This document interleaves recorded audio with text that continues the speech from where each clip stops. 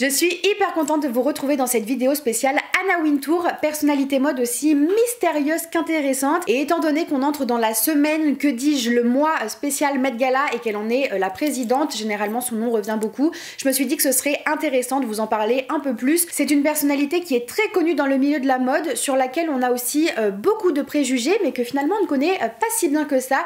Donc je suis ravie de vous en dire un peu plus sur son parcours, de vous donner plein d'anecdotes et d'enlever le mystère un peu autour d'elle. Elle participe à beaucoup d'interviews, elle apparaît dans beaucoup de documentaires, mais souvent c'est en anglais, et c'est aussi pour ça que cette vidéo est sponsorisée par Amazing Talker, qui est une plateforme de cours en ligne, principalement de cours de langue, mais vous avez aussi des cours de chant, d'instruments selon vos besoins. C'est considéré comme la meilleure plateforme d'apprentissage en Asie, et pour l'avoir testé, je valide. Ce qui est particulièrement bien, c'est qu'il vous propose des cours sans contrat, sans abonnement, sans engagement, c'est vraiment des cours à la carte. Vous pouvez choisir selon un large choix de professeurs, il y en a vraiment beaucoup avec diverses expériences, également parfois diverses spécialisations si vous avez une recherche en particulier. Et lorsque vous avez trouvé votre professeur, ce qui est bien, c'est que les cours sont à la carte, donc vous prenez vraiment le cours quand vous le souhaitez, selon votre emploi du temps à vous, selon les horaires qui vous conviennent, mais aussi selon le prix qui vous convient, puisqu'il y a plusieurs tarifs qui sont proposés selon les professeurs. Et si jamais vous avez également des cours d'essai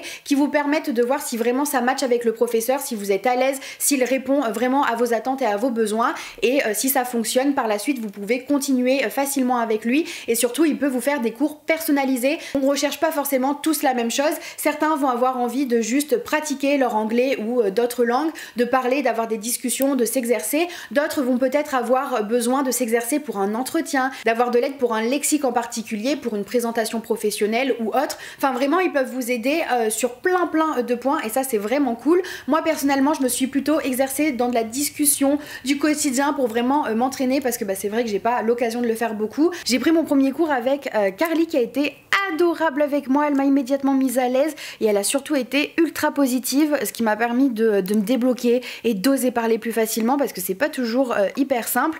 Je me suis présentée, on a parlé un peu de tout et de rien, et ensuite en fonction des erreurs que j'avais faites durant notre discussion, elle m'a donné plein de conseils, elle m'a donné plein d'astuces également pour améliorer mon anglais et que je le retienne plus facilement.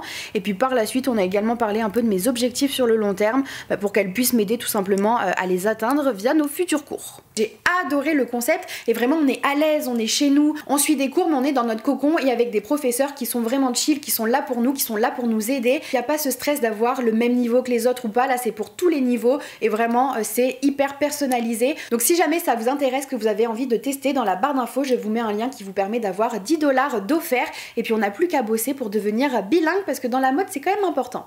Entrons maintenant dans le vif du sujet et analysons un peu la carrière d'Anna Wintour, et bien évidemment on va commencer par son enfance. Anna Wintour est née le 3 novembre 1949 en Angleterre, et son prénom lui vient de sa grand-mère Anna Baker. Elle a grandi dans un milieu plutôt bourgeois, sa mère était Eleanor Baker et son père lui était Charles Wintour. Et d'ailleurs l'histoire de son père va un peu nous intéresser, puisqu'il était lui-même rédacteur en chef du magazine London Evening Standard. On peut en quelque sorte dire qu'Anna Wintour est une nepo baby, même si vous allez voir elle va essayer de s'éloigner un peu de cette image à un moment donné de sa carrière, mais en tout cas une chose est sûre, elle a baigné dans le monde de l'édition depuis très jeune, sachant en plus que lorsqu'elle était adolescente, son père lui demandait conseil pour le magazine, pour réussir à cibler un peu plus les jeunes, pour rester un peu dans l'air du temps. Et puis elle, de son côté, en parallèle, elle a développé une certaine sensibilité à la mode.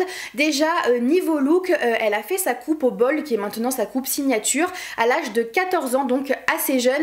Après, pour vous remettre dans le contexte, dans les années 60, c'était une coupe qui était très branchée, même si après elle a continué à la porter même quand c'était plus vraiment tendance. Voilà, c'est un look qu'elle a depuis extrêmement jeune.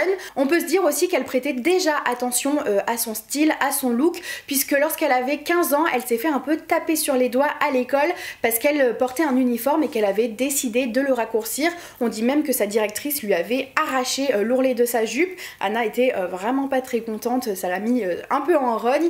Et puis un peu plus tard, toujours vers 15-16 ans, elle a décidé de prendre un petit job en tant que vendeuse dans le magasin magasin Biba, qui était encore une fois un magasin de mode très branché dans les années 60. On peut supposer que cette expérience lui a plutôt plu, puisqu'à 16 ans, elle décide d'arrêter les études, le cursus scolaire qu'elle faisait déjà, pour aller faire une formation chez Harrods, qui est un grand magasin de luxe à Londres que vous connaissez très certainement.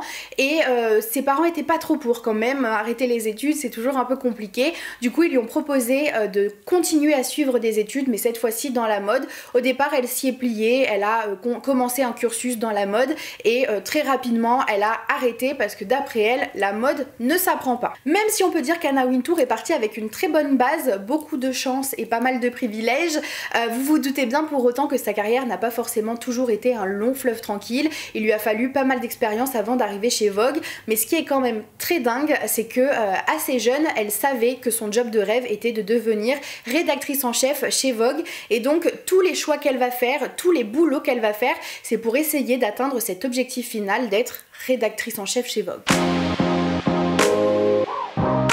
À tout juste 20 ans, en 1970, elle va réussir à décrocher un poste en tant qu'assistante éditoriale au magazine Harper's Queen.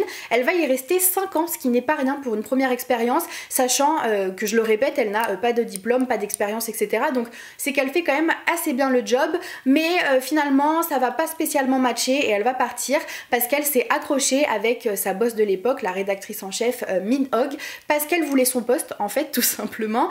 Et d'ailleurs la rédactrice en chef dit elle-même qu'Anna Wintour était tellement omnibulée par le fait d'être rédactrice en chef, notamment chez Vogue, qu'en fait elle n'arrivait pas à s'épanouir dans son job et à se satisfaire tout simplement de son travail. On peut dire que ça donne déjà un petit aperçu de l'ampleur de son ambition et aussi de la motivation qu'elle va mettre pour atteindre ses objectifs, puisqu'à ce moment-là, elle ne part pas seulement du magazine, mais elle part carrément de Londres pour aller à New York, parce que c'est beaucoup plus à la hauteur de ses ambitions maintenant qu'elle peut se le permettre et qu'elle a un peu d'expérience, mais aussi pour essayer un peu de se détacher de l'image de son père, Charles Wintour, parce que dès qu'elle faisait des entretiens directement, on lui demandait qui était son père, son image était beaucoup rattachée à Charles Wintour, et elle disait qu'aux États-Unis on lui a jamais rien demandé et on lui a jamais rien dit à ce propos. Donc à ce moment-là, elle débarque à New York avec son compagnon de l'époque, John Bradshaw, et elle arrive encore une fois à décrocher un job en tant que rédactrice, cette fois-ci chez Harper's Bazaar. Mais cette fois-ci ça va être plutôt de courte durée, ça va pas durer 5 ans du tout.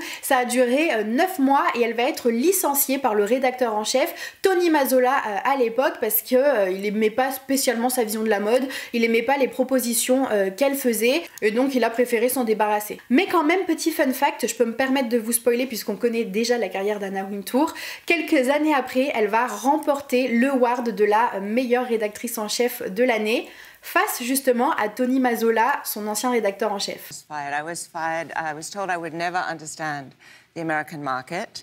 And really? Yes, but actually, James, I thought it was very. I don't know, I think everyone should be fired. Du coup, petite leçon au passage, ce n'est pas parce que quelqu'un ne croit pas en vous que d'autres ne le feront pas, et manifestement elle a eu raison d'y croire jusqu'au bout et de ne pas baisser les bras, puisqu'avec son compagnon John Bradshaw, ils vont réussir à lui trouver un nouveau job, cette fois-ci en tant que rédactrice en chef, donc son boulot de rêve, mais pour le magazine Viva. Et bon, il s'avère que c'est une expérience qu'elle essaye plutôt de cacher, dont elle n'est pas spécialement fière, tout simplement parce que le magazine Viva était à l'époque rattaché au magazine Penthouse, qui appartenait à Bob Guccione, qui est en fait tout simplement un magazine porno, un magazine érotique. Donc le Penthouse c'était pour les hommes et le Viva, dans lequel Anna Wintour travaillait, était fait pour les femmes. C'était un magazine dans lequel on retrouvait des histoires et des témoignages érotiques agrémentés de photos, mais tout de même elle a réussi à en tirer quelque chose de cette expérience. Déjà elle a travaillé avec de grands photographes, ça lui a également appris à mélanger art, érotisme et mode, et en plus c'est la première fois qu'elle a pu avoir une assistante personnelle et que donc ça petite réputation de patronne intransigeante est née. Malheureusement, au bout de 2 ans, le magazine a dû s'arrêter, ça ne fonctionnait pas si bien. Et à ce moment-là, ça a été un vrai coup dur pour Anna Wintour, parce qu'elle avait déjà 29 ans et qu'elle remettait un peu toute sa vie en question. En plus de ça, elle devait en parallèle gérer sa rupture amoureuse avec le John Bradshaw dont je vous parlais précédemment. Et donc tout ça mélangé, bon bah ça lui a fait se remettre un peu en question, on va dire. Mais pour autant, elle n'a rien lâché, elle est têtue. Là, Anna Wintour, et donc en 1980, donc vers l'âge de 30 ans, elle décroche un poste de rédactrice en chef dans le magazine Savvy, qui cible plutôt les femmes indépendantes qui ont un bon salaire. Donc bon, ça n'a pas forcément été une expérience marquante dans sa carrière, mais quand même, la cible de ce magazine va un peu l'inspirer pour la suite. Puis finalement, un an plus tard, en 1981, elle devient la rédactrice en chef du magazine New York. En général, lorsque Anna évoque sa carrière, elle passe directement de Harper's Bazaar à New York, parce que c'est une expérience dont elle est un peu plus fière. C'est un magazine qui a plus de légitimité, qui mettait en avant beaucoup d'artistes. Ça lui permettait aussi d'être beaucoup plus créative, et surtout, c'est dans ce travail-là qu'elle va réussir à donner un vrai tournant à sa carrière. Puisqu'en fait, dans l'un des numéros, elle va avoir l'idée de demander à des artistes du moment d'interpréter, selon leur propre art, les collections new-yorkaises actuelles, et c'est un concept qui va beaucoup plaire et qui va notamment interpeller Alexander Liberman, qui est à ce moment-là le directeur de Condé Nast, qui est donc le groupe qui possède Vogue, Vanity Fair, etc. Et donc vous l'avez compris, elle touche du bout du doigt son rêve, mais ça va plus loin puisqu'on lui propose enfin un poste chez Vogue. Et en plus ça commence fort, puisque pour la faire venir, on crée carrément un job sur mesure pour elle. Elle devient donc directrice de la création pour Vogue. Mais à ce moment-là, comme je vous dis, le poste est nouveau et ses missions ne sont pas spécialement bien définies, on ne sait pas exactement ce qu'elle doit faire. Elle va en profiter pour s'imposer plus que jamais. Elle va commencer à prendre des décisions sans consulter ses collègues ou la direction, et notamment la rédactrice en chef Grace Mirabella. Carrément, elle va en faire qu'à sa tête, elle va même changer un peu la direction du magazine sans rien dire à personne, et bien évidemment ça va créer des tensions. Et c'est aussi dans ces années-là, c'est un peu plus tard en réalité, mais qu'elle va intégrer le magazine House and Garden, qui appartient toujours à Condé Nast. C'est un magazine normalement un peu d'architecture, jardin et tout ça, et elle va commencer à y intégrer des photos de mode, à pareil faire ce qu'elle veut, quand elle veut, comme elle veut. Elle va carrément changer le titre, ce n'est plus House and Garden, c'est H et G. Les gens vont rien comprendre et vont commencer à se désabonner et tout. Enfin bref, c'est pour vous montrer qu'à ce moment-là, elle est un peu dans la rébellion, qu'elle est sûre et certaine d'elle-même, elle est sûre et certaine de sa vision, de ses idées, et du coup elle va les imposer à tout le monde.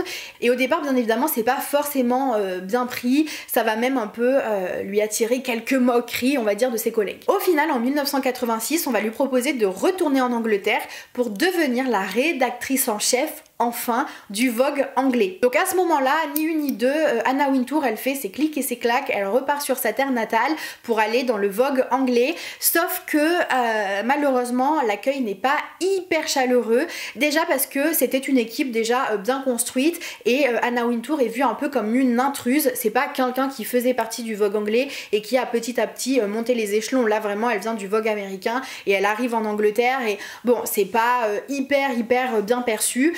Surtout, elle avait, comme je vous le disais, déjà sa petite réputation de patronne intransigeante qui fait un peu ce qu'elle veut quand elle veut, et donc bah, ça peut faire peur. Il me semble même qu'il y a des employés à ce moment-là qui se sont barrés, en fait, qui n'avaient pas envie de travailler avec elle. Et surtout, bien évidemment, elle débarque avec ses grands sabots, elle veut opérer pas mal de changements. Elle trouve à ce moment-là que le Vogue anglais est un peu dépassé, un peu poussiéreux, surtout que pour vous remettre dans le contexte, à ce moment-là, Margaret Thatcher est la première ministre, et elle trouve qu'il y a un vrai changement dans l'indépendance des femmes, dans l'image des femmes. Elle pense qu'il y a des nouvelles femmes à cibler. Elle pense que ce sont des femmes qui s'intéressent aux affaires, qui n'ont pas le temps d'aller faire des courses, de flâner, et qui veulent savoir très rapidement quoi acheter, pourquoi, quand, comment, quelles sont les tendances, etc. Mais du coup elle va opérer pas mal de changements assez radicaux, et comme elle dit, elle a insufflé un peu de mondanité américaine. Je ne sais pas pourquoi je l'ai dit avec cet accent, ne me demandez pas.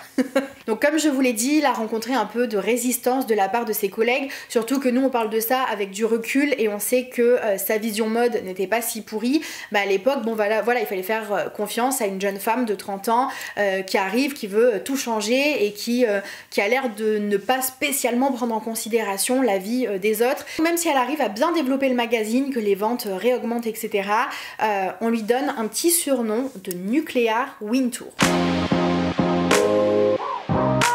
Elle est pas là pour se faire des amis, elle est là pour emmener Vogue au sommet, mais contrairement à ce qu'on peut croire, ou du moins contrairement à ses précédentes expériences, elle va prendre un peu plus de recul et éviter de foncer tête baissée pour comprendre et analyser le processus de création des Anglais dans le Vogue donc, puisqu'ils sont là-bas un peu plus créatifs, tout le monde peut donner son avis, tout le monde a son droit de regard, et donc elle va s'enrichir de cette expérience tout en injectant un peu du processus un peu plus industriel du Vogue américain qui pense un peu plus commercial pour tenter de trouver un juste équilibre, ce qui va beaucoup lui servir lorsqu'elle va devenir rédactrice en chef du Vogue américain, qui est un enjeu un peu plus supérieur puisque le nombre de tirages est plus élevé. C'est vraiment un nouveau chapitre pour elle, mais aussi et surtout pour le Vogue qu'elle dépoussière. Jusqu'à présent, le Vogue américain c'était plutôt ça, avec des plans très travaillés, assez glamour, très carrés on va dire, et ce qu'Anna Wintour propose, bah c'est ça. Pour sa première couverture, donc elle a décidé de faire poser Michaela Bercu dans la rue avec un jean Guess qui a coûté 50 $ et avec un top Christian Lacroix qui lui a coûté 10 000 $. Donc c'est vraiment un mélange de street style et de luxe, et surtout elle n'a pas peur de montrer un petit bout de peau qui était peu conventionnel à l'époque. Là en plus dans la pose, la mannequin semble à la fois spontanée, décontractée, elle a les yeux presque fermés, des cheveux devant le visage, enfin clairement c'était hyper innovant. Et petit fun fact, c'était tellement atypique pour Vogue à ce moment-là que même les imprimeurs se sont inquiétés et ont appelé pour être sûrs qu'il s'agissait de la bonne couverture et qu'il n'y avait pas erreur quoi. Encore une fois, c'est un véritable carton. Grâce à elle, ou du moins sous sa direction, le magazine Vogue va réussir à garder sa place de leader sur le marché, et même face à des magazines plus récents qui potentiellement auraient pu être un peu plus modernes ou comprendre un peu mieux l'air du temps, comme par exemple Vanity Fair ou encore le magazine Elle et j'en passe. Et au final ça marche tellement bien pour Vogue qu'ils vont même avoir l'idée de développer leur gamme, et donc c'est dans ces années là qu'on va avoir aussi le magazine Vogue Teen, Vogue Living et Vogue Men. Vraiment, Anna Wintour arrive à se renouveler et surtout arrive à capter l'air du temps. On lui doit entre autres la pipolisation du magazine. C'est un phénomène qui est toujours très actuel et dont je vous parle encore. C'est le fait de mettre des célébrités dans le monde de la mode ou autre pour réussir à devenir encore plus commercial, etc. Et si aujourd'hui ça nous paraît presque être une évidence parce qu'il y a des célébrités partout, à l'époque, avoir une célébrité en une d'un magazine Vogue, c'était hyper nouveau, et ça a commencé avec Madonna. Anna Wintour l'avait fait poser pour la une du magazine en 1989. À ce moment-là, tout sourit à Anna. Elle est mariée, elle a 2 enfants, bien que depuis elle a divorcé de son mari. Elle est nommée officier de l'Empire britannique par la reine Elisabeth II. Elle remet au goût du jour le Met Gala pour en faire l'événement tel qu'on le connaît aujourd'hui. Et d'ailleurs, elle a eu un tel impact que le département mode du Metropolitan Museum a été renommé à son nom. Donc maintenant, c'est le Anna Wintour Costume Institute.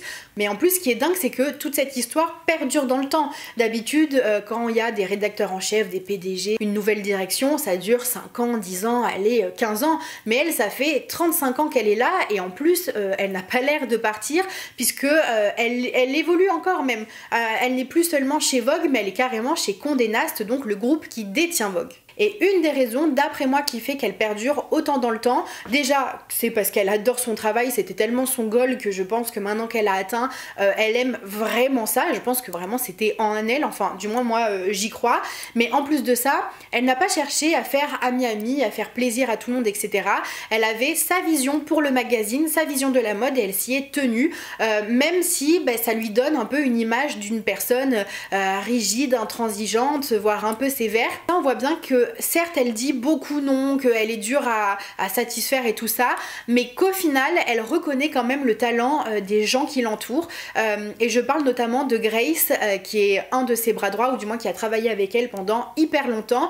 Dans le documentaire, tout le long, on dirait limite qu'elles peuvent pas se piffer. Anna Wintour lui dit souvent non, elle rejette pas mal de ses propositions, pas mal de ses idées, alors qu'en fait ça fait 20 ans qu'elles travaillent ensemble, qu'elles se connaissent au final super bien. Elles sont juste toutes les deux très têtues, et surtout on voit bien qu'à la fin Anna Wintour dit que Grace est en fait une génie, que son travail est spectaculaire et splendide. Grace is a genius and there is no one that can visualize a picture or understand the direction of fashion or produce a great shoot. I mean, she's just remarkable. C'est juste que dans le cadre du travail, elle a ses idées, elle a son truc, et et elle cherche pas en fait à faire plaisir, à mettre des rondeurs. Alors attention, ça ne conviendrait pas du tout à tout le monde, ça peut être considéré comme un environnement hyper toxique, et d'ailleurs, on y vient, une telle carrière ne peut pas avoir quelques zones d'ombre, bien évidemment.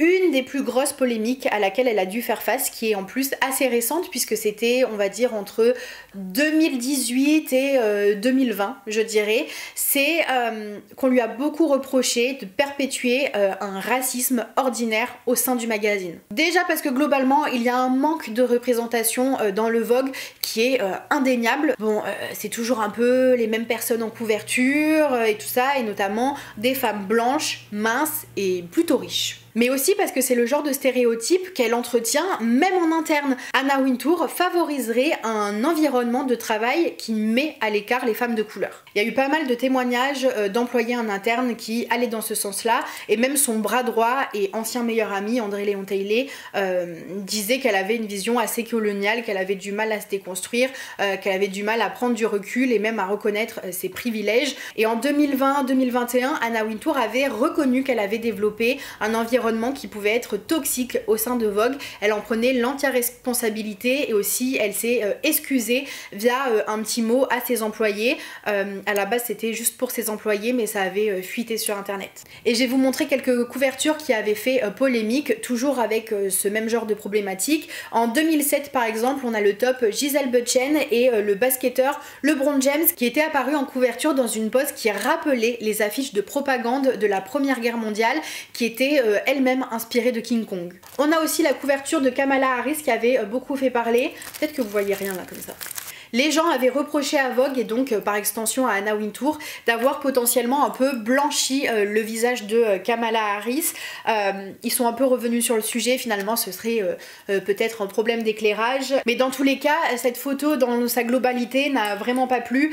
Vogue avait même dû refaire tout un tirage avec une autre photo, parce que les gens trouvaient que Vogue avait mis Kamala Harris dans une posture un peu trop décontractée, que ça mettait pas en valeur son pouvoir et sa puissance, et que même ça tendait en fait finalement à minimiser justement ce pouvoir et cette puissance. Donc cette couve elle avait vraiment pas plu, mais on va voir un peu plus tard que Anna Wintour et le Vogue américain, c'est pas forcément les plus doués pour se politiser.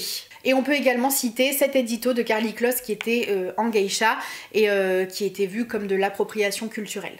Il faut quand même noter que ce problème n'est pas inhérent à Vogue, c'est un problème vraiment récurrent dans la presse féminine. Ça tend à changer un petit peu, mais c'est un peu long quand même. Et pour vous dire à quel point c'est un problème qui est acté et dont la presse féminine, les magazines, etc. ont un peu du mal à venir à bout, on va dire, c'est que par exemple en 2019, Condé Nast a mis un référent diversité dans chacune de ses éditions, donc, pour essayer justement d'être plus inclusif, mais aussi d'éviter certaines erreurs qui ont pu être faites par le passé. Et à contrario, je voulais tout de même vous mentionner cette couverture qui est quand même relativement importante dans la carrière d'Anna.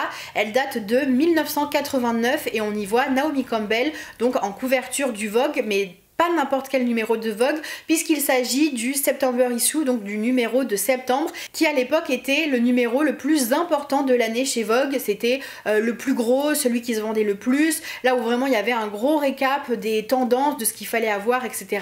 Enfin vraiment c'était the big numéro. Maintenant ça s'est un peu perdu, et donc lorsqu'elle a sorti cette couverture sur le plus gros numéro de l'année avec une femme noire, ça n'a pas forcément été bien pris, et d'ailleurs elle avait révélé que c'était son premier numéro qui avait été moyennement apprécié. I remember that. That was controversial.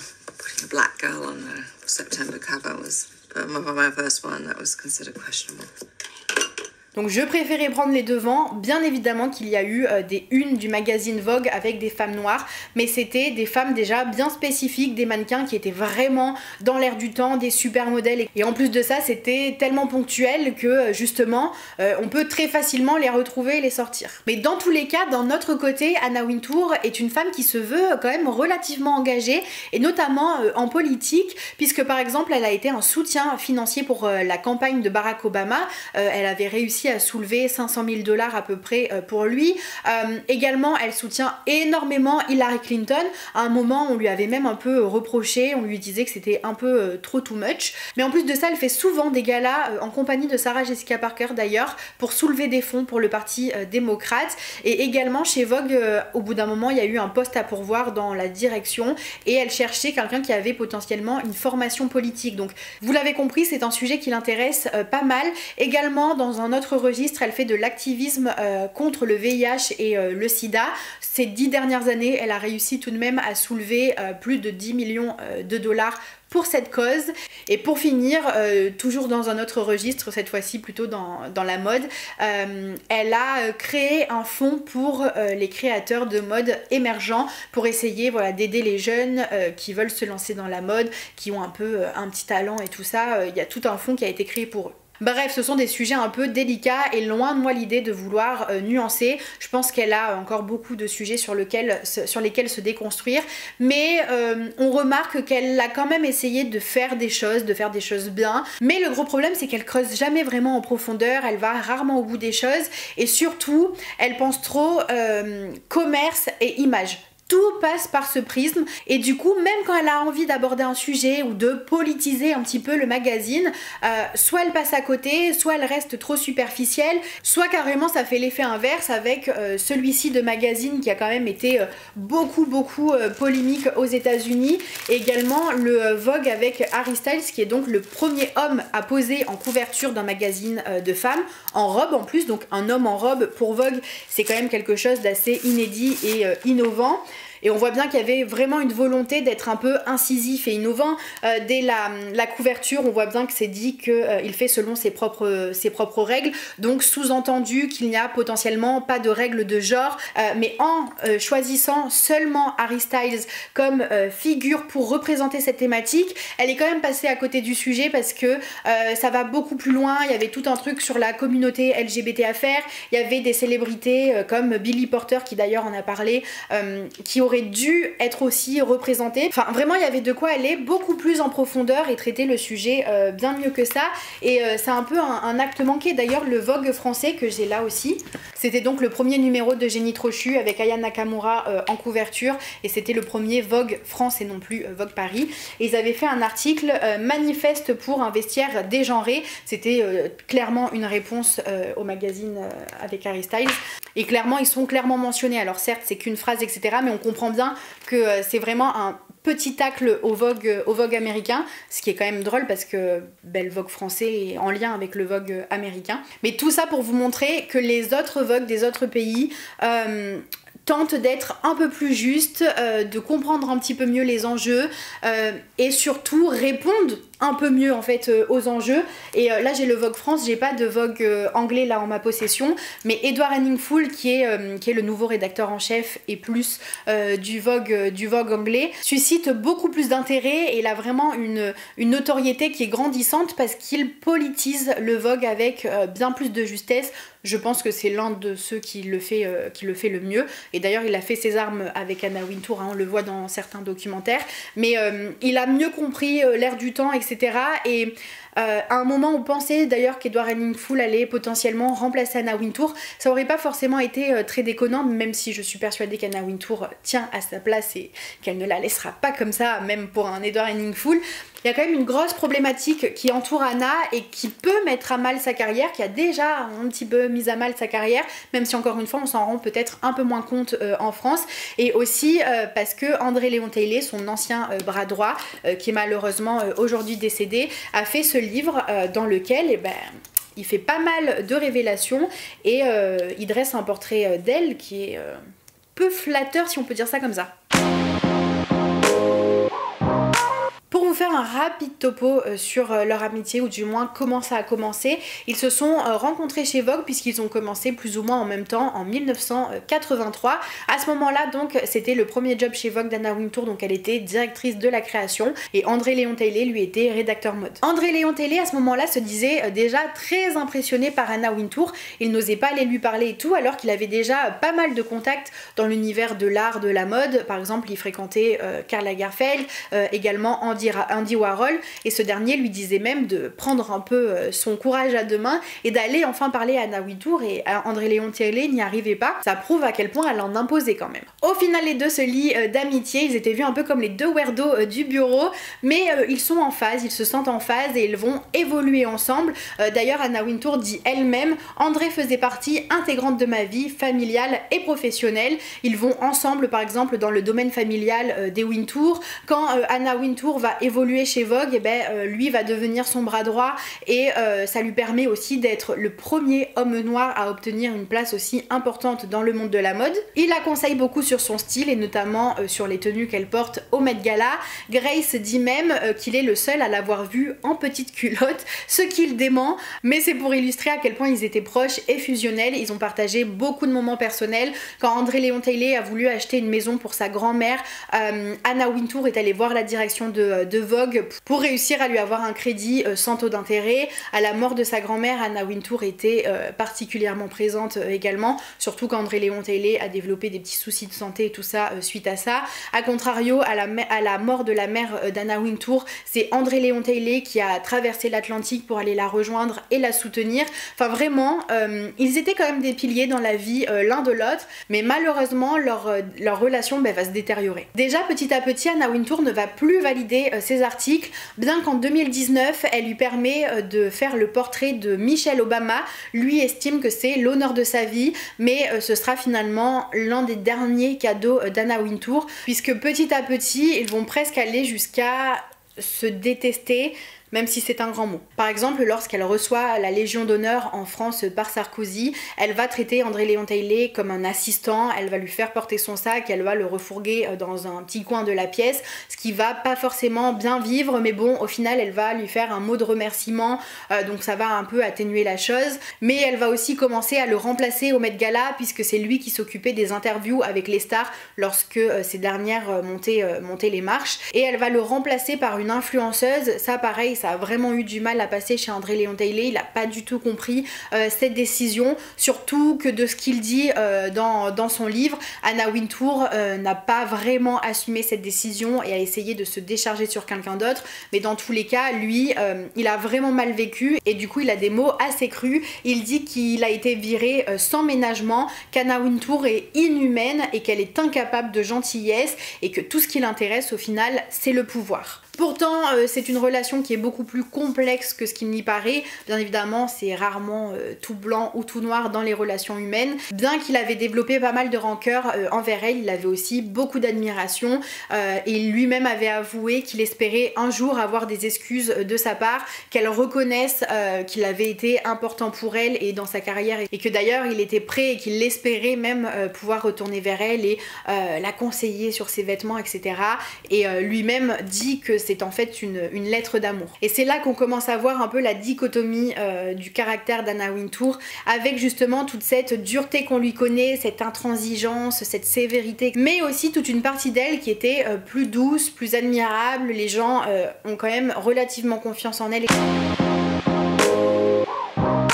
Déjà, Anna Wintour a beaucoup de contacts qu'elle a gagnés au fur et à mesure du temps, aussi un peu quand même grâce à André Léon Talley qui lui en avait beaucoup plus et plus tôt par rapport à elle. Comme je le disais, quand ils sont rentrés chez Vogue, lui il connaissait déjà par exemple Karl Lagerfeld qui est devenu un très proche aussi d'Anna Wintour. Elle aimait beaucoup, elle admirait beaucoup. C'est pas pour rien qu'elle a voulu lui rendre hommage là lors du dernier Met Gala, mais en plus de ça, elle est considérée comme une personne de confiance, déjà parce que les gens dans l'industrie de la mode font confiance à sa vision, à son œil mode, étant donné que ça lui a plutôt réussi, donc on estime qu'elle est de plutôt bons conseils, mais aussi parce qu'elle a acquis tellement d'influence, qu'elle a tellement de pouvoir dans le monde de la mode, qu'en réalité il vaut mieux l'avoir dans sa poche. J'ai presque envie de dire que son influence n'a pas de limite, elle peut faire la pluie et le beau temps dans l'univers de la mode.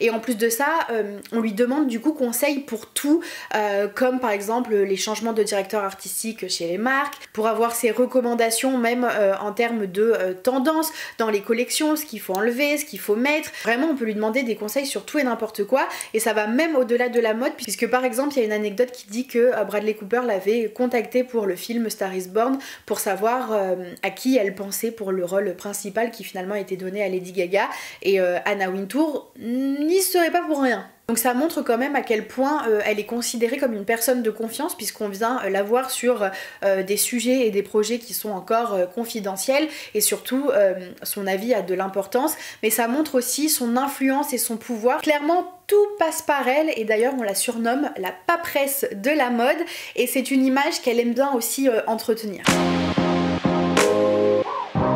Déjà c'est une image qui lui a été donnée à cause ou grâce, selon comment on voit les choses, du film Le Diable s'habille en Prada, où dedans Miranda Presley, qui est incarnée par Meryl Streep, est inspirée, représente Anna Wintour tout simplement. D'ailleurs je sais pas si vous le savez, mais le film provient d'un livre qui a été écrit par une ancienne assistante d'Anna Wintour.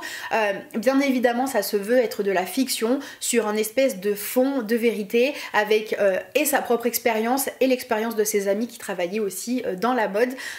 Selon les témoignages, selon qui en parle, on va vous dire que c'est plus ou moins de la fiction, mais en tout cas Anna Wintour s'est servie de cette image qu'on lui a pas donné malgré elle, parce que encore une fois c'est quelque chose qu'elle entretenait déjà depuis un petit moment, mais qui a vraiment été mis sur le devant de la scène, on va dire, malgré elle, et que finalement elle a décidé d'entretenir. Elle s'est pas vexée par exemple à la sortie du film, d'ailleurs elle est allée à l'avant-première habillée en Prada, et au lieu, je sais pas moi, d'en faire un bad buzz, elle a préféré en jouer, et je trouve ça plutôt ingénieux et audacieux, parce que c'est devenu presque un atout marketing. Et elle entretient aussi cette image de femme stricte et froide via son look qu'elle n'a pratiquement jamais changé, et que à contrario même elle l'assume de plus en plus, même si maintenant elle commence à enlever ses lunettes noires par exemple. Pendant longtemps vraiment elle ne les enlevait pas, sa coupe de cheveux était vraiment sur son visage, là où quand elle était plus jeune on pouvait avoir des photos où on la voyait un peu plus naturelle.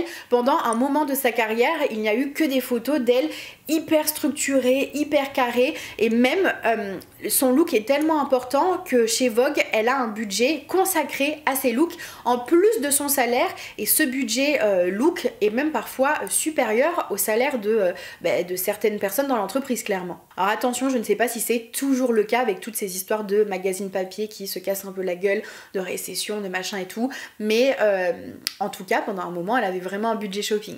Donc pendant longtemps elle a nourri ce personnage presque impénétrable, alors que ces dernières années elle se détend un petit peu, et même elle va jusqu'à participer à des interviews comme le Late Late Show de James Corden, émission dans laquelle d'ailleurs elle est même revenue sur sa potentielle relation avec Bob Marley, puisque ça avait été une grosse rumeur dans les années 80 ou un truc comme ça.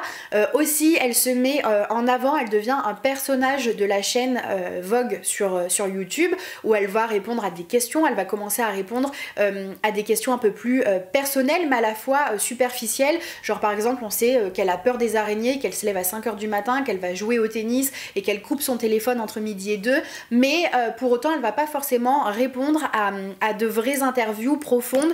D'ailleurs il y a cette biographie de Amy Odell qui est sortie, qui est d'ailleurs super intéressante. Anna Wintour a bien évidemment refusé de répondre aux interviews, mais bon en même temps elle n'a pas été contre donner quelques contacts qui pourrait un peu parler de sa vie, et donc ça montre bien à quel point c'est un personnage complexe qui à la fois fait perdurer ce mythe autour d'elle avec cette image de femme extrêmement sûre d'elle et intransigeante et froide, mais qui en même temps commence un peu à se libérer. Mais le fait comme ça de réussir à donner des infos lambda un peu superficielles, ça donne l'impression de rendre accessible l'inaccessible, alors qu'en réalité si on creuse bien, c'est pas vraiment le cas quoi. Et maintenant qu'on a quand même vu pas mal de choses autour de la carrière d'Anna, écoutez, parlons un peu de son futur.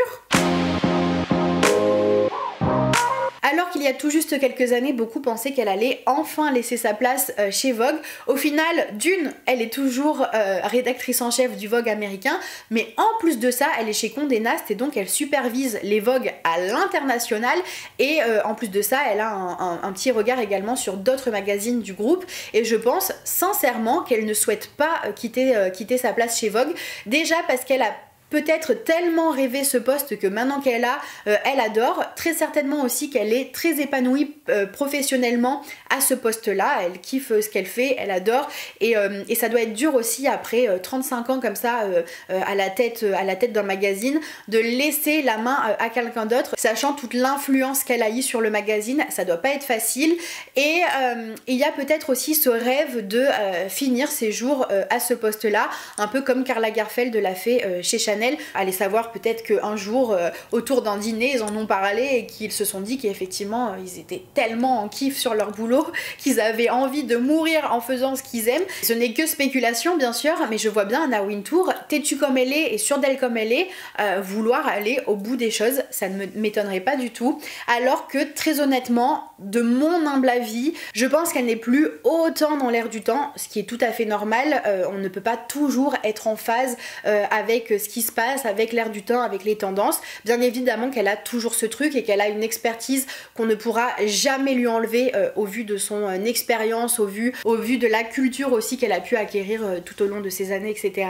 Mais c'est vrai que lorsqu'on regarde tous les Vogue à l'international, le Vogue américain est un peu la risée de tous les Vogue, quoi. C'est ceux qui sont le moins dans l'air du temps, peut-être que c'est les plus commerciales, mais c'est aussi franchement les plus chiants. J'ai quelques modèles avec moi et c'est vrai que quand on voit les couvertures, c'est vraiment très simpliste, très simple, et quand on compare à ce que d'autres Vogue peuvent proposer, c'est plus trop ça, quoi. C'est dommage. Donc oui, c'est sûr que ça ferait pas de mal d'avoir un peu de nouveauté. Après, c'est aussi un risque énorme, mais en même temps, quand elle était jeune, elle a pris des risques. Est-ce que c'est pas le moment maintenant d'en reprendre un peu ? Je ne sais pas. En tout cas, une chose est sûre, c'est que son règne n'est clairement pas terminé. Que ce soit chez Vogue ou non, je pense qu'elle restera la paperesse de la mode pendant très longtemps et jusqu'à ce que malheureusement elle soit plus là. D'ailleurs, je ne sais même pas si dans le futur quelqu'un arrivera à avoir autant d'influence qu'elle, parce que des gens influents dans la mode, il y en a, mais arriver au stade d'Anna Wintour, c'est quand même quelque chose. Elle est vraiment devenue un personnage iconique et j'ai presque envie de dire inégalable, quoi. Quoi qu'on pense d'elle, quoi qu'on pense de son personnage, qu'elle nous crispe ou qu'on l'admire, je pense que c'est indéniable. Elle est à part. Donc voilà, j'espère que cette vidéo vous a plu et que vous en avez appris un peu plus sur Anna Wintour. Si jamais c'est le cas, n'hésitez pas à liker, à commenter et également à vous abonner pour ne rater aucune de mes vidéos. Je suis également présente sur les réseaux sociaux où je fais des sondages pour les Fashion Police, etc. Même je vous parle des actualités mode, tout ce qui se passe. Donc n'hésitez pas à me rejoindre là-bas, je vous attends nombreux. Sur ce, je vous fais plein de gros bisous et je vous dis à très vite pour une prochaine vidéo.